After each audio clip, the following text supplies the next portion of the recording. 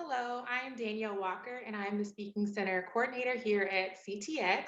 And today I want to share with you a little workshop that I call the Presentation Checklist. Like it or not, we all have to give presentations at some time in our life. And so I wanted to walk you through some steps on how to give an effective, organized presentation. So let's get started.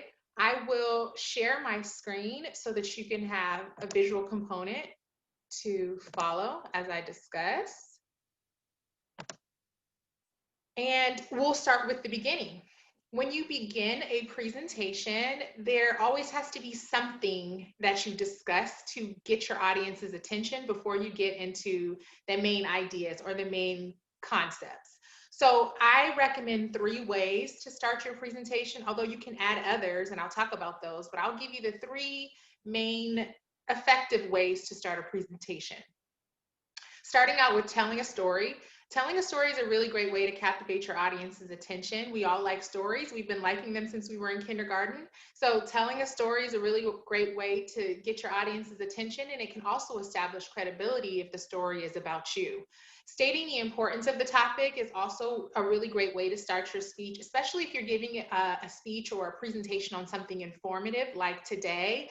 Explaining why it's important for them to understand the concepts is a really great way to start your speech. Also, using humor. This only works if you are somebody who leans towards using humor. But if you use humor and you're not really comfortable with that, I feel like it can go left. And that's because if your joke's not funny, you're starting off pretty bad. So I would recommend using humor if you know that it's something you're comfortable with and you know that it's appropriate for your audience. Let's move on to the next step. Now we're going to get to the main ideas of your presentation. Your speeches should always, or presentation should always be broken up into 3 to 5 main points, and you determine the main points by the length. So if you have a 15-minute presentation, then you should opt for 5 main points. But if you have a 5-minute presentation, then you should opt for 3. And after you've established your main points or main ideas, then you need to break those main ideas into subpoints. And I recommend 2 to 3 per main point. Now, if you have a 5-minute presentation, as I mentioned earlier, then you should only stick with 2. But if you have a 15-minute, then you can extend on to 3. After you've established your subpoints, you then need to establish examples for each subpoint. Now, examples allow your presentation to be vivid and lively. It allows your audience to understand it. It helps with clarity. Examples are incredibly important. You just don't want to sound like you're talking at your audience. You want to seem like you're actually having a conversation with your audience. And examples will allow you to do that. So as you're going through your ideas of what you're going to present, make sure that you break it down into 3 to 5 main ideas, and then come up with 2 or 3 ideas for each main idea, and then 2 examples for each of those subpoints. Let's move on. Now let's talk about ending the presentation. Ending is just as important as beginning, and think of it of a kid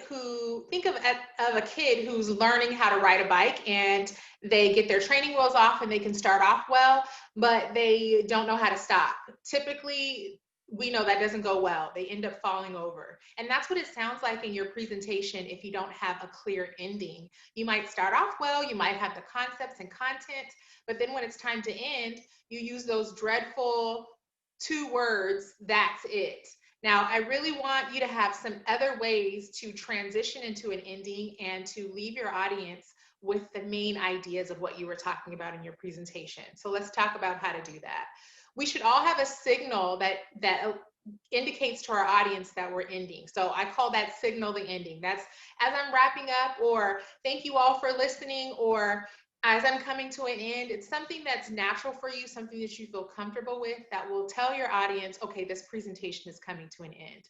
You also need to clarify your main ideas here. Now, I'll reiterate, only main ideas. This is not the time to clarify your subpoints or your examples, because then it becomes redundant. Your main ideas are just the main aspects or components of your presentation that you want to leave your audience with. And then an ending statement is something that allows you to just say, this is when I'm completely done speaking. Now it can be thank you for listening, but it can also be the time in your presentation where you say, does anyone have any questions? Or you give your contact information for follow-up. So it's important that your presentation ends in this structure, because it is easy for us to comprehend as an audience that you're done and your presentation was complete. Now let's move on.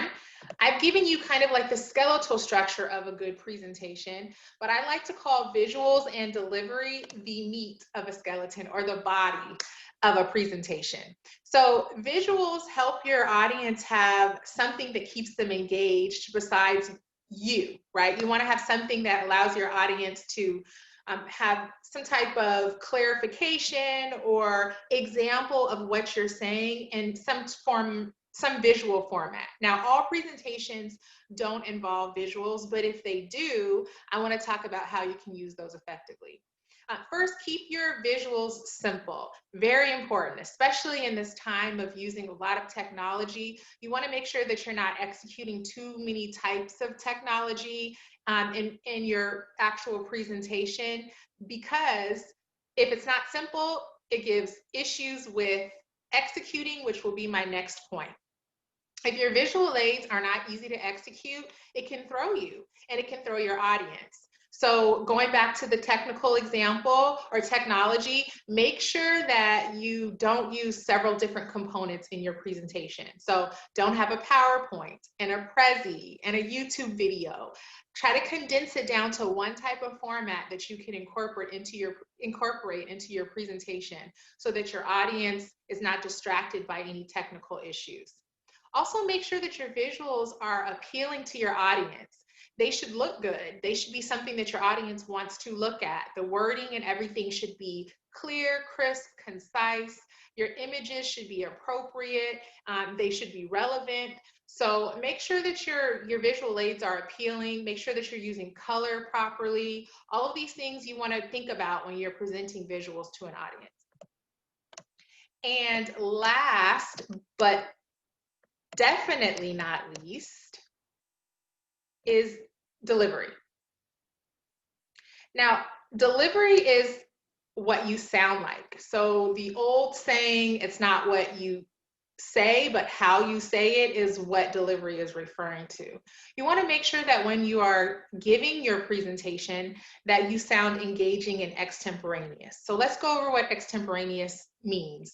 It means being conversational. So as I discussed earlier in the presentation, you don't want to talk at your audience, you want to speak with your audience. So if you're reading to your audience, for example, if you have visual aids up and it has content on it that you're reading instead of actually explaining, you will lose your audience. You also want to feel, you also want your audience to feel like you are feeding off of their responses. So that's what engaging means. So if you ask a question, give time for them to respond. Make sure that you're leaning in. Make sure that you are making eye contact. All of these things allows you to really connect with your audience, and it allows your speech to be engaging. Now, if you're saying something or talking about something that's incredibly important and you're really well versed in your subject matter, but you don't say it well, it really won't matter much. So that's why it's important for your speech or your presentation to be engaging and extemporaneous, or also known as conversational. Now, the next thing I want to talk about with delivery is verbal fillers. Those are words like or a variation of different words that we can use to help us buy time to think of our next point. That's typically why we use verbal fillers. It often happens when we're nervous, so we use more often when we're nervous. Also, we may use other words like basically or essentially as verbal fillers to help us buy time. So the way that you can avoid verbal fillers is to practice. I recommend 1 minute per hour of speech. Now, before you close this video after hearing me say that, I want you to understand that this is the best way for you to execute a speech when it comes down to delivery. When your brain remembers exactly how to deliver the speech, when you get nervous, that surge of adrenaline happens. it won't override your understanding or your memory of how to deliver the speech effectively. So that's why the rule of thumb, 1 hour of practice per minute of speech or presentation is important. Also, if you use verbal fillers in your everyday conversation, so let's say you don't use verbal fillers when you're nervous. Let's say you just use them and when you have conversations with everyone in your life. Then you need to come up with other transitional words that you can use instead of those words. And again, you'll have to practice it to make sure that it happens. So now that we understand what goes into delivery, in addition to that, you have visuals. In addition to that, you understand your main point, your ending, your main points, and your introduction. Let's go into the presentation checklist. Now, this is something that I encourage everyone to do if they have a presentation coming up, is to kind of break their presentation down into a checklist. Come up with the way that you're going to begin your presentation. Out of those 3 ways that I established, which one works best for you? Come up with your main ideas. How many will there be? Will you have 3? Will you have 4? Will you have 5? How much time do you have? Does the timing allocate for the number of main ideas? Then also break those main ideas down into subpoints, 2 or 3, and then also examples, 2 for each subpoint. Then figure out how you're going to end the presentation. So just have a reiteration or a recap of your main ideas. And then visuals. Think about what you're going to incorporate in your visual aids if you have them. Visuals aren't always required, but if you decide or need to use them, then determine how you're going to incorporate that in. And then delivery. This is where on the checklist, you're going to determine whether you've practiced enough and you allocate time for practicing. If you're able to put a check on every single box in this presentation checklist, then it ensures that you're going to give a great, well thought out, clearly executed presentation. Thank you all for listening and watching this video. And if you have any questions or you need any help or coaching, please stop by the Speaking Center. Well, we're virtual now, so please visit the Speaking Center, and we're under the CTX website under Speaking Center, or you can go to concordia.edu/Speaking Center and schedule a coaching session or send me an email and let me know if you have any questions. At the Speaking Center, we coach in a variety of areas: interviewing, public speaking, persuasive speaking, outlining, anything that really has to do with presenting your ideas to another person or a group of people, we're here to help you with. Thank you all. Have a good day.